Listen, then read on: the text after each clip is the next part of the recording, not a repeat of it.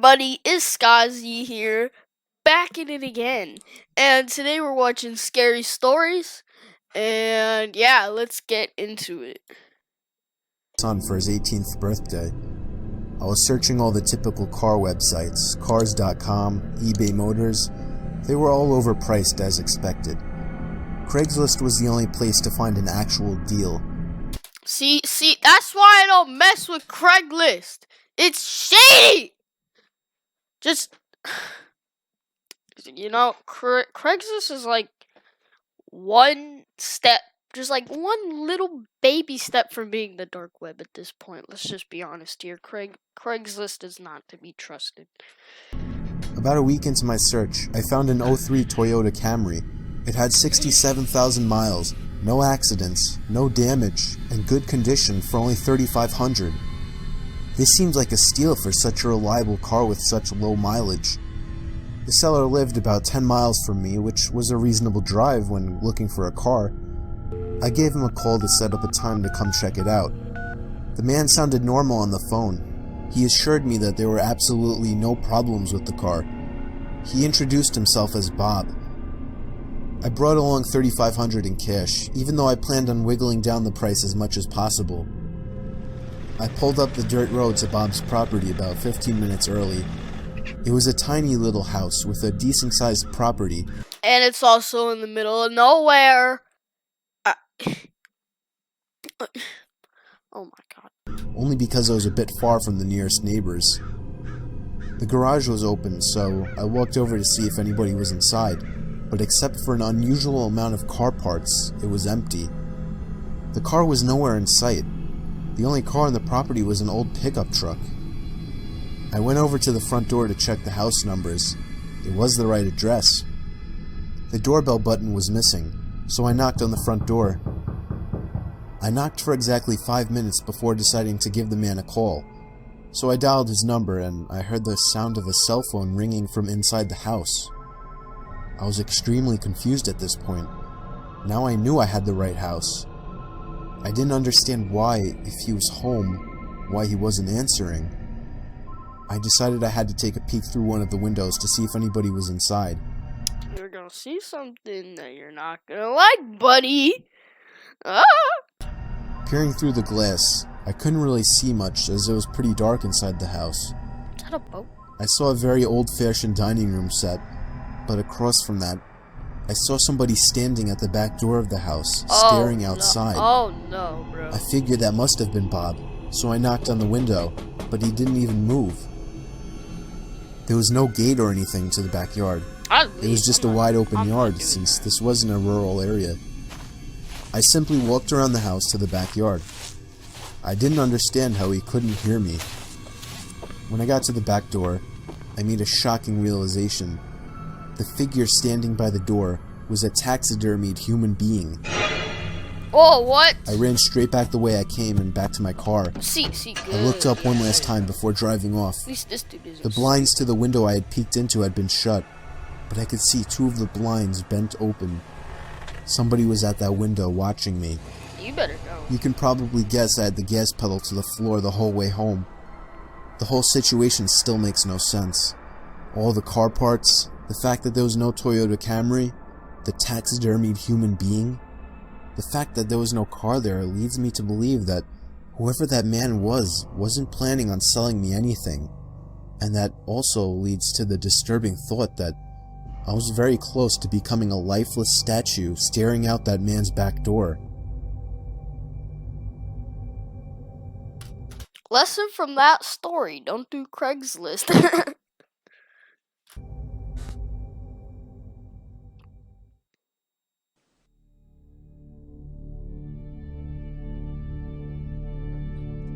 I was on tour trying to find some really deep websites. I was in a chat room where people normally shared links to deeper websites and weird pictures and videos, commonly illegal pornography. What? Some guy named Vintage XXX posted a link without describing what it was. I clicked on it and it took me to a black screen where a big video box eventually popped up with a play button. The video thumbnail was a dark room only lit by a TV screen. Out of curiosity, I clicked play, I began to hear the sound of TV static in the background as lines of static slowly swam down the video screen. There was no seek bar on this video. Then I noticed something slowly begin to emerge from behind the wall. Hold It was a up. figure dressed in all Is that Darth Vader? What the hell? black with some kind of black mask on as well. I started to suspect it was a jump scare video, and I thought I was right when the figure leaped out and ran to the screen in less than a second. It still got me even though I was expecting it, Jesus Christ. but then it got strange. The person had their face in front of the screen, slowly moving around as if he could see me and was observing me. Then I heard a crackly, demonic voice say something. It came from the video. It repeated itself, and I could make the phrase out to be, "Ask me something."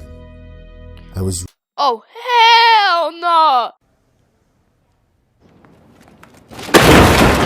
really confused. I tried typing something, but there was nowhere to enter text. Oh no. Then he said, "No, not the keyboard. Say something." I felt my heart punch the inside of my chest as he said this. So all you gotta do is shut the laptop. Not that hard. I opened my mouth and mumbled the words, "You can hear me?" It responded with, "Yes." I was uncomfortable now. Yeah. I thought it was a video. I don't like that. I pressed pause, but it didn't do anything. He said, "Don't try to leave. I want to talk." I tried moving the mouse to the exit button, but the mouse was frozen. In fact, none of the keys were responding on my keyboard. Bro, just punch a hole in your screen. Shut the laptop. Whatever. It's not that hard. Come on. There was a long moment of silence before my webcam began flashing as if it were on, and my face popped up on the screen. Oh, hell no. "There, I got a picture of you now.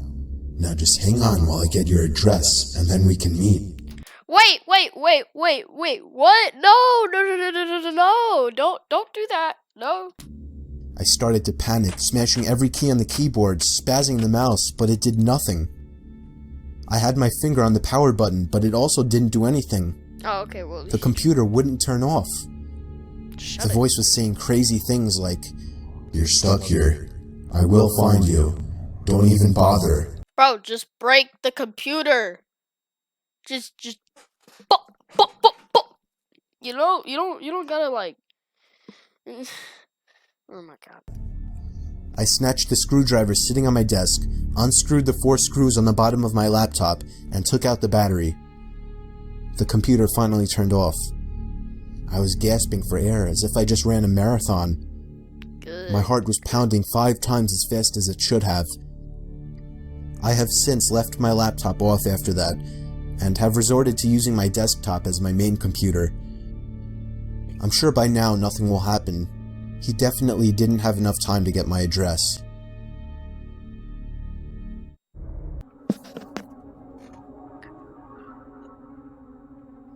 Working the night shift always sucked. I work in an office building and would constantly do the night shifts since it was the only time it would work out for me. I was just about always the only person on the floor I worked on, possibly in the whole building. There would always be a kind of eerie feeling to being in such a big building with most of the lights out and absolutely no one around. But on the upside, it was peaceful and less stressful, and I was able to get a lot of work done. There was this one night though. It was a Friday night, around 2 in the morning. I was typing away on my keyboard when I heard a noise from outside my cubicle. It sounded like just a random crack from the walls or something. It's unusual in this building, but I didn't get too concerned about it. I resumed typing away and was once again interrupted by a sound. This time, the sound of a computer starting up. It caught me off guard. I was sure nobody else was working the night shift. I stood up on my chair to get a view over the cubicle walls. The glare of a computer screen in the dark was visible in a cubicle on the opposite side of the room. Then I did something stupid, something I regret. I asked if there was anybody there in a yell, hoping to get an answer from a fellow employee. But instead, I saw the glaring light of the computer monitor across the room turn off, and there was once again nothing but darkness on that side of the room. I started getting nervous. I turned off the lamp and computer screen so that I wouldn't give away my position to whoever that was. I crouched down and tiptoed out across to a nearby cubicle. There was just utter silence. I sat waiting for something to happen for God knows how long, but I eventually decided the coast was clear. I tiptoed down past all the cubicles until I reached the opening near the exit door to the stairs and elevators, and that's when I realized that my fearful suspicion was true. There was a man crouched down behind a plant in the corner of the room, dressed in all black. I felt my heart sink as I noticed him, but it didn't seem like he knew that I noticed him. I turned back to the stairway door. There was no way I was going to wait for the elevator and take a chance. I casually opened the door and closed it behind me, proceeding to walk down the stairs. After making it down about 2 flights of stairs, I heard the door above me push open aggressively, followed by manic, echoing footsteps coming fast down the stairs. I raced down the stairs, running as fast as I could, all while the footsteps above me were getting louder. I finally made it to the first floor, raced through the lobby, and out the front door. Whoever was in there didn't follow me. I immediately called the cops, along with one of my bosses. My boss said no one was scheduled to work except for me. The cops scanned the place from top to bottom. There was no one in there. I couldn't help them out with any description other than he was wearing all black. I did continue to do the night shift for about a week after that, with my boss allowing me to lock all possible entrances to the floor, including the elevators. But I still wasn't comfortable with it, so ever since, I've been doing the day shifts. Okay, at least you didn't continue doing those shady night shifts, bro. Lesson of that story. Don't trust dark, empty, big buildings. Yeah.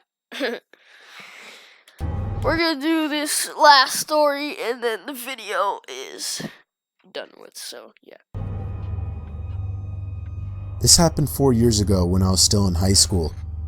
I was told to do my last delivery of my shift. I got in my car, which was a 1999 Camry, perfect for delivering pizzas. I GPSed the address on my phone. I live upstate in the country, so all pizza deliveries were long drives. I remember the sun was starting to set, so it was probably around 7 o'clock. I'd say after a good 15 minutes of driving through the foresty dirt roads, my GPS said I had arrived. It was an old little cottage-like house made almost entirely of wood.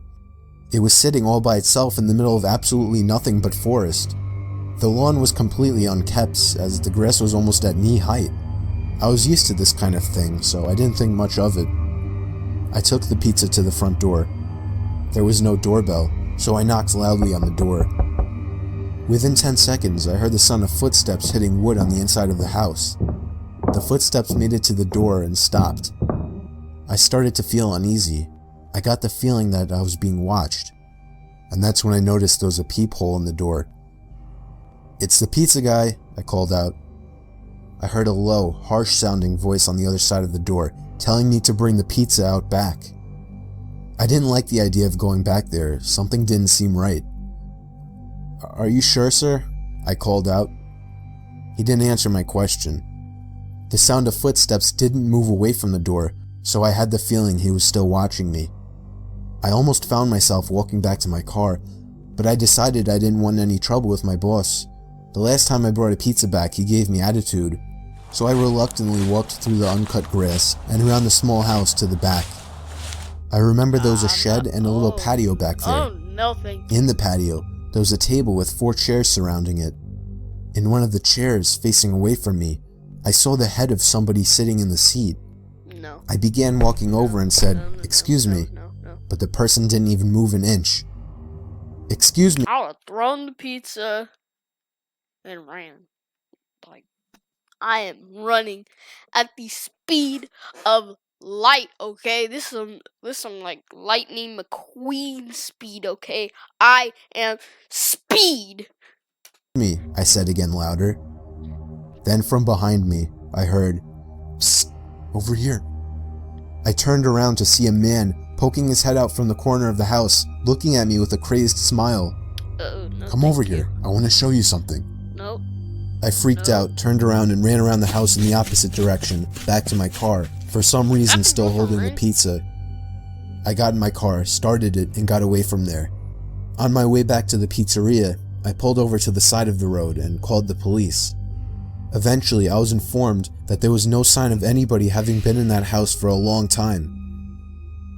I quit my delivery job a few days after that. I have no idea what would have happened to me had I gone up to that man, but to this day, I still wish I had just turned my head to see who or what was sitting in that patio chair.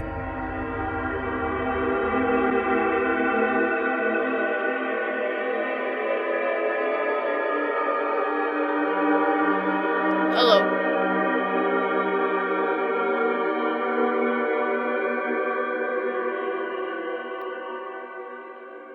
Oh, his neck broke. Well, that's it. Hope you guys enjoyed. I know I definitely did it. I almost peed myself like 7 times.